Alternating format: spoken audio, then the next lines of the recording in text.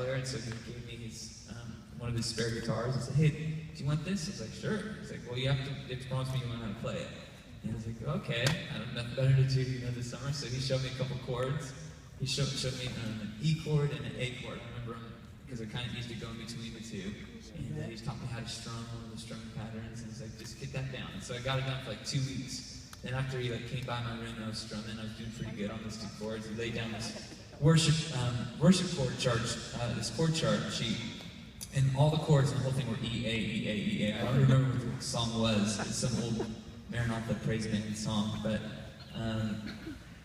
so I was like, "Oh my gosh, I know this song. I can play this song," So I started playing it, and then he showed me another chord, and a week later he gave me a different chord chart that had the other chords that I had learned that week. And so within the summer, I had no idea, but I was learning this whole repertoire of worship songs. And so as I went to middle school that following year, I was this shy kid.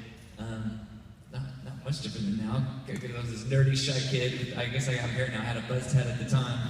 And I just loved Narnia and just didn't have any friends. And then my youth pastor said, "Hey, I heard you've been learning some worship songs. We need a worship leader for this Sunday morning. Can you get on stage?" I was like, "No way. Am I getting on stage? There's just 7 people here." And he's like, "No, we really need you." I said, "Okay." And so I got up there and I just hammed through. just barely got through it, And then he asked me the next week and the next week. And a couple weeks into it, I remember feeling pretty comfortable with the songs, enough to not even have to look at the chord charts. I was singing and playing. And I remember just having one, I was like, "Hey, there's people singing with me." And I looked up, and there's probably about a room this size of peers, and there's a bunch of them singing, and one was standing and lifting their hands, and I'm just like, "This is so awesome. I want to do this for as long as I can. I can't believe I'm playing music, which is something I love to do, but God is involved in this whole thing, and His presence is here, and He's being glorified, and people are responding. This is so cool." I just felt in my heart. I didn't know it really at the time. I just knew that I was loving this. But now looking back, it's I feel like I remember that specific moment where I feel like God was calling me into using music as a way to bring people closer to Jesus. And so I've been doing that ever since. That was when I was 13, 14. And I started writing songs at an early age that weren't good.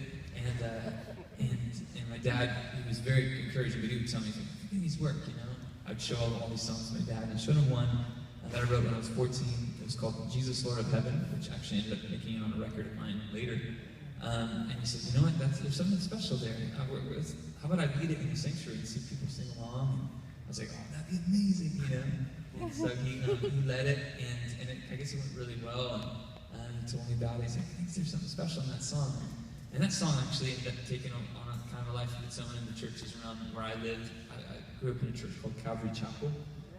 There's a family at Calvary Chapel, quite a big family all around the country and the world, but especially in Southern California. There's a lot of Calvary Chapels. And somehow that song started getting played in all the Calvary Chapels. And then when I was 15, before I even had a license, there's pastors that called me and said, "Hey, can you come and lead worship at our church?" And I was like, "I have no way to get there." And they're like, "Oh, we'll just come pick you up." So I would wake up and wait outside my front doorstep, and the pastor would come pick me up and take me to church. And I would go and lead, and they would buy me lunch, And then just more and more opportunities happened as I grew up. There was camps and Christian clubs at public high schools and all these kind of things.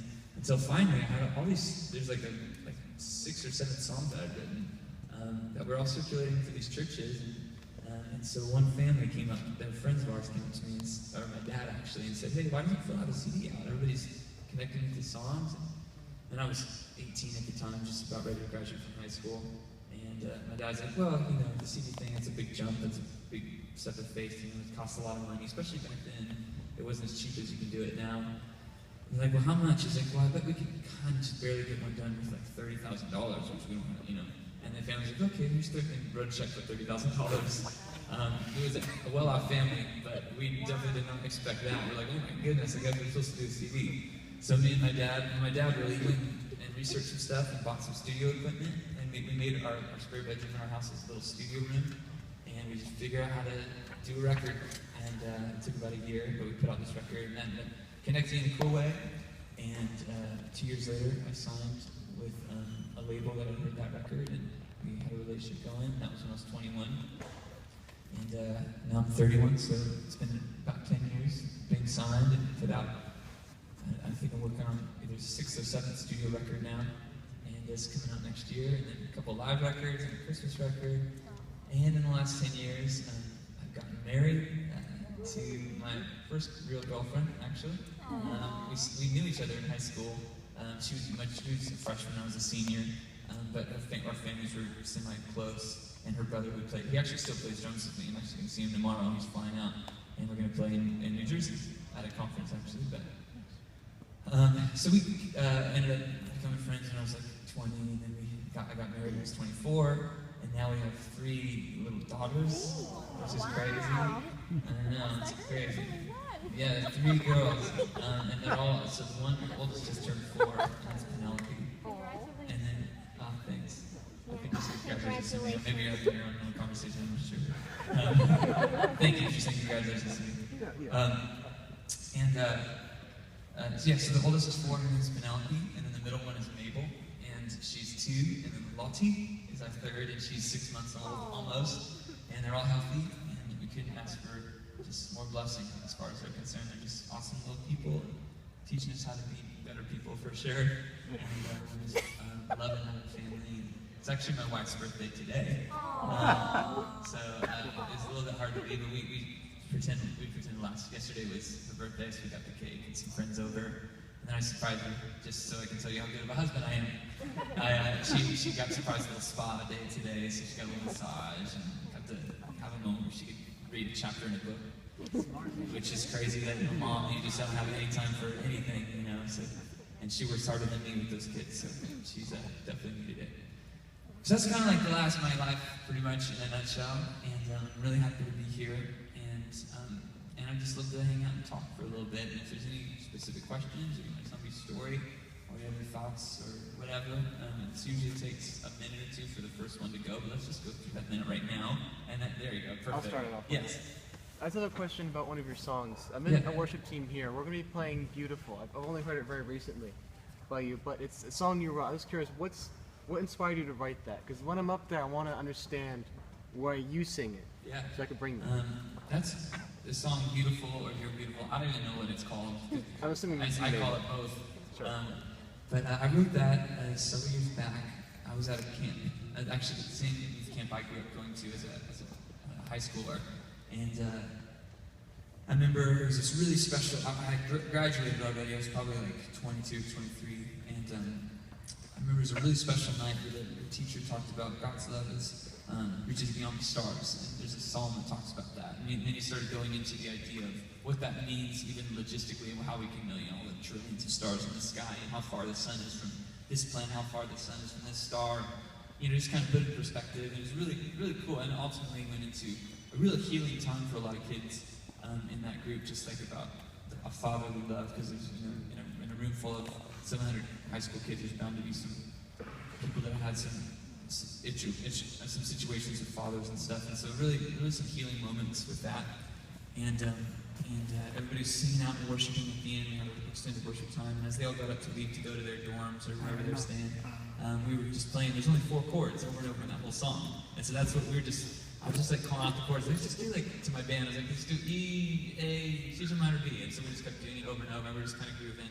And like 5 minutes into it, as everybody's leaving, I had this idea.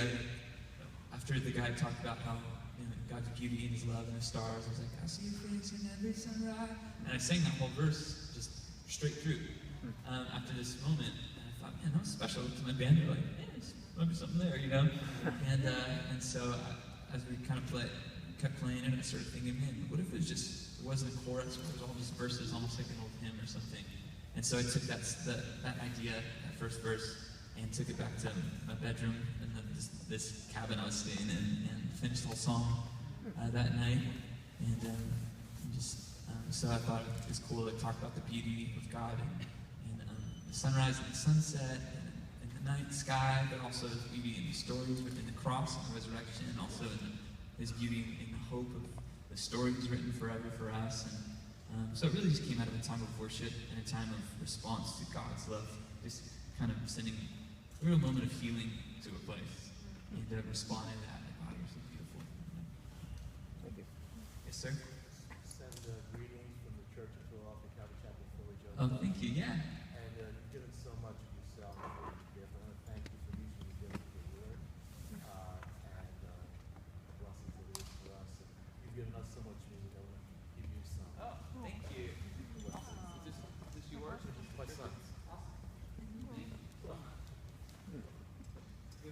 drive tonight, so we'll listen to it. Be blessed. Thank you. What's your son's name? Alex and Adam. Oh, two sons and I'll check it out. Sure. Thank you, sir. Yeah. What kind of encouraging word would you give to some young guys who are musicians, have opportunities like you did to be involved in worship early on, thinking what's next? What kind of advice would you give or encouragement? Man, my biggest thing, well, not biggest thing, but one of the things that's come to mind first is just always be fully in serving in whatever you're called to do in that day.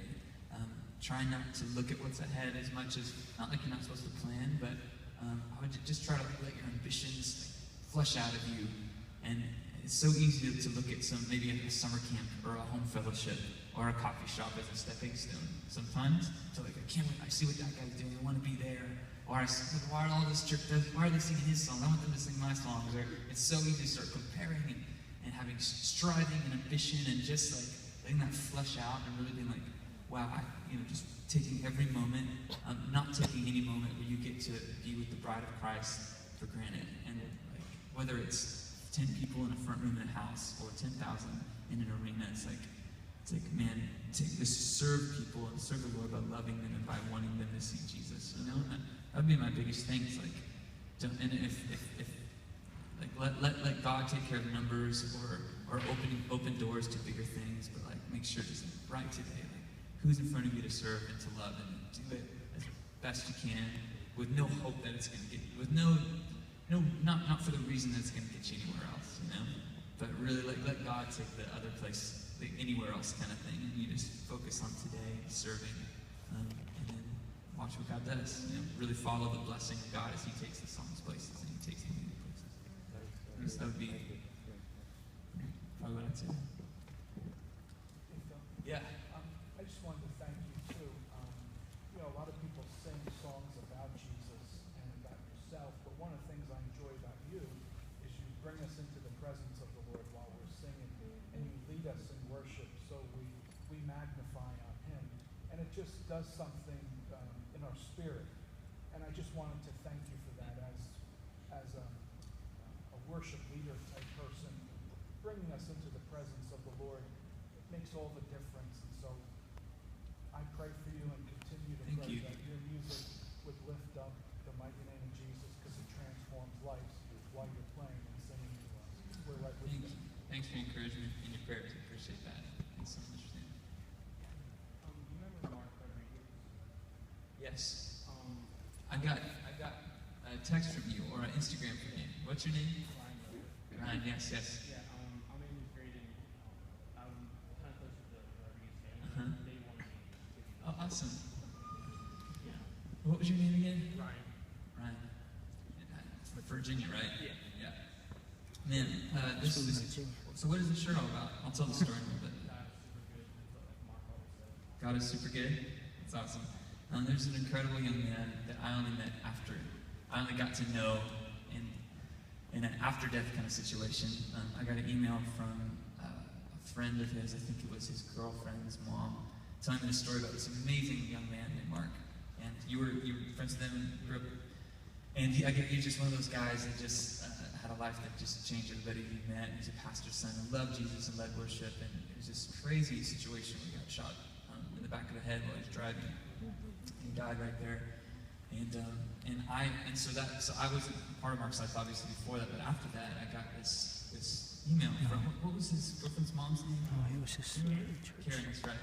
Email from Cairn, just kind of reaching out, just saying thanks and telling me the story, but also saying he wrote a blog, I guess, just a few days, 2 weeks before. His last blog was on how he can't wait to go to heaven, and how he just feels like it's like where he's supposed to, not like he's going to die soon, but just like it's where his heart is, where his home is. He can't wait to see Jesus face to face. And then he quoted your beautiful song, that last verse, when we arrive at eternity's shore, where death is just a memory and tears are no more at the end of it. And so I got this and then also a few weeks after that, when they opened up his guitar case, a song of mine called Heaven's Song was in his guitar case. So there's just this kind of, through the songs, this kind of spiritual connection that I kind of quickly felt with them. And so I got to go on a year anniversary after his death. I went to the church that his not the dad's pastor, but where the school's at that you guys all went to. And we had this, and it was packed, and just had this amazing time of worship. And his dad came up, who's a pastor as well, and he just said, hey, we definitely remember Mark, but we don't dwell on his death. We celebrate his life, and we celebrate what God is doing in this community, and we just kind of cheered, and we just sang for an hour and a half, and it's just a special thing. So it has nothing to do with this concert tonight, except that you're here, but it just reminded me of a really, if that's encouraging to anybody, it just brought a lot of encouragement to me about how God can use just the worst situation just to bring people to Him and to lift up the whole community. So, yeah. Can you give a shout out? It's his birthday tomorrow, and he loves your song. What's This is your name? Amazing Grace. What, Thomas? Found it. Shout out to Thomas. Is that all? Shout out. That's amazing. I wanted to ask you, I'm sorry, That's okay. what age did you get saved, and what advice can you give to him to stay on the path? Well, I knew of Jesus and God, and I would say I love the Lord from as long as I can remember, just through an example of my parents doing that. But when I was 12 years old, I remember my youth pastor was saying, hey, next year you're going to be going to middle school, and it's just, you're going to start having to make some decisions on your own about what kind of friends you're going to have, and the choices you're going to make, and who you're going to follow, and what you're going to be. And it's not something you decide when you're 30 years old. This is something you start deciding now. And even as far as Christianity and Jesus goes, it's not, I remember him saying something along the lines, it's not about who your parents know or how much you go to church, it's about what you do with Jesus and how you follow him. And I remember thinking I've never really it's always kind of been through my parents or through church. I've never really kind of sought the Lord on my own and made him my own personal Lord and Savior. And so I remember going up to him afterwards and saying, hey, I want to follow Jesus. I want this to be a moment where I choose to follow him. And so I was 12 years old, and since then, obviously, there's been highs and lows and missteps. But one piece of advice I would give to young people is, or people that are overseeing, and people like a parent or a youth pastor, is give as many opportunities to serve the church and as much as possible, like missions trips, or setting up chairs, or praying for people, or being involved with the music thing, or just to serve the body of Christ is just one way to put feet to your faith. And that's when that's when the roots really start to grow. It's not just something that's a part of your culture, but it's something that you've invested in your life, and that you're invested in, and that you believe in. Because faith without works is dead, right? And I think that's kind of two ways. It's oh no, sometimes you might think I believe in you, God, but I want to make sure that I'm living a life. In other ways, it's you might want to have faith, but if you don't really have a moment to invest in it, it's your faith is gonna start. It's a flame, and I feel like works are like the oxygen and the fuel that keep the flame. Not that it's all about works. Sorry, I'm kind of rambling a little bit, but do you know what I mean? Like when we put feet to our faith, it's the fuel that keeps the fire going, right? That's kind of what I'm trying to say. So, the works are the fruit in your life. Yeah, they both work in tandem with each other. So. Thank you. Yes. Well, I have a question. She has a question as well. Yeah. Well, not really a question, but I just wanted to, first of all, thank the Lord for you. Because, first of all, my mom's obsessed with This Is Amazing Grace. And she'll be here soon, so you'll probably hear her. But, and also, I remember hearing on the radio that you went through a period of struggles in your own life with your health problems. And it was just an encouragement to me, because I, as well as many others who I know, went through a lot of devastating health problems. Like, God, what are you doing with this? Yeah. But it was just so cool to see how you still chose to glorify God, even through the devastation. And so that was really encouraging to me and many others, so I thank you so much for that. Yeah, well, if you don't know, you're referring to my vocal stuff, Yeah. right? Yeah. Last year, it probably took me out for about 5 to 6 months of just not really knowing what God was doing.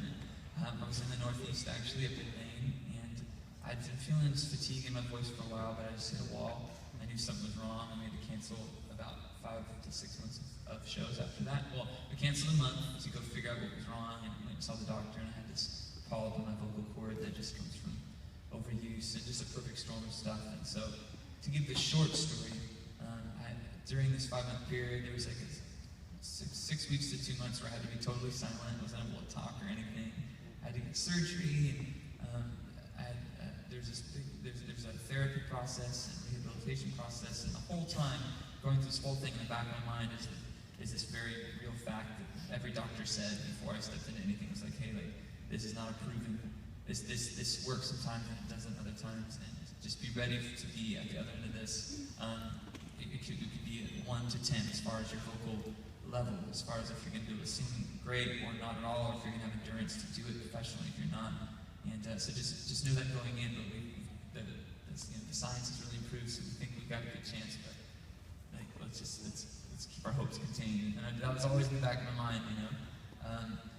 So there was a time of, for sure, fear, anxiety, which, you know, I vocal problems. Sometimes I think like, I mean, you know, there's people that are going through way worse stuff than that, and so I don't want to dramatize it or anything. But you know, for me as a singer, it obviously freaks you out, you know. And I think a big part of that for me was like, and a thing I'm thankful for at the other side of it. But at the time, I just remember feeling kind of lost, you know, where the thing that I really feel like people find value in me as a singer and as a worship leader, and that's my security, my job, and also keep, you know, it's a growing. My career's been growing. My single actually had just hit #1 in the nation that week, and I was like, wow, this is great. Like it's all this growing thing, but I might have to stop. All this fear, anxiety, and who am I if I'm not a singer? Everybody says, hey, Phil, you're a good singer. Hey, we like your music, and then what if that goes away? What does that make me? You know, and I remember feeling like lost and not knowing who I really was as much. And very quickly, thankfully, I remember I had to write this letter to this big conference. It's like 5,000 church leaders called Catalyst West, and I was supposed to lead worship there, and I had to cancel. And they said, hey, can you just write a letter to the leaders just saying how we can pray for you? And that paragraph turned into a page and a half of just what God just in a moment just started speaking on to me. Was that my identity and I think it was maybe a special thing for all the leaders to hear is our identity isn't how many seats we fill at concerts or at churches or how many clients we have as a doctor or how many, whatever. Like, it's not about our achievements as much as it's about our identity, is about what God says we are. And He says we're His children and He loves us.